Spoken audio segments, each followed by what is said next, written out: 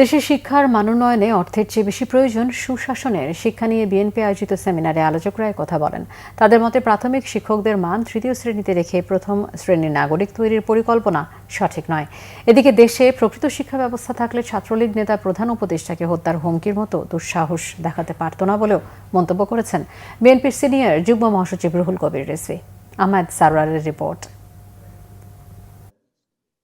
রবিবার রাজধানীর একটি হোটেলে বাংলাদেশের অগ্রযাত্রার পথ, ঐক্যবদ্ধ ও জ্ঞানভিত্তিক শিক্ষা ব্যবস্থার ভিত্তি হিসাবে গণতন্ত্র শীর্ষক সেমিনারের আয়োজন করে বিএনপি।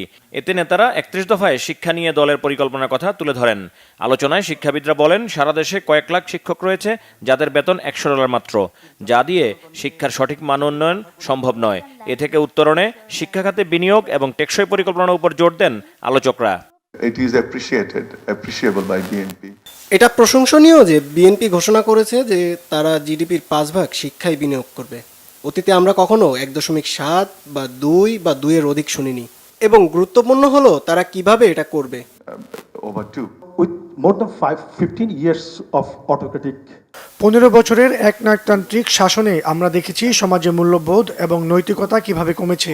আমাদের অবশ্যই এটা পুনঃস্থাপন করা উচিত। সেজন্য স্কুল লেভেল থেকেই নৈতিকতা ও মূল্যবোধের জ্ঞান শিক্ষা কারিকুলামে যোগ করতে হবে।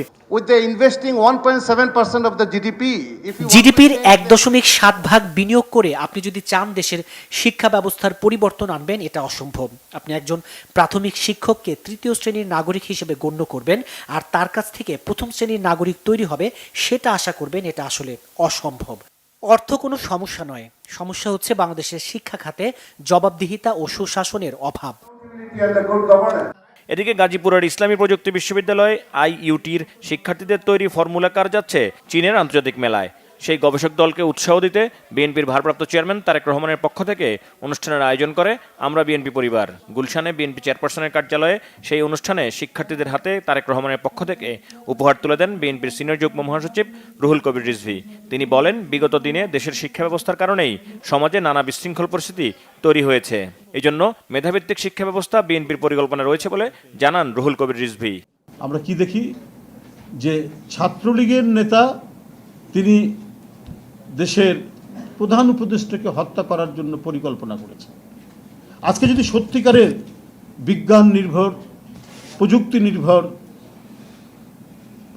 আমাদের শিক্ষা যদি ঢেলে সাজানো হতো, তাহলে শিক্ষার নাম নিয়ে, ছাত্রের নাম নিয়ে একটি ছাত্র সংগঠন থেকে তৈরি হওয়া একটি ছেলে, সে দেশের একজন প্রধান উপদেষ্টাকে হত্যা করার একটা চক্রান্ত সে করেছে এবং সেটার হদিশ পাওয়া গেছে শরীয়তপুর থেকে।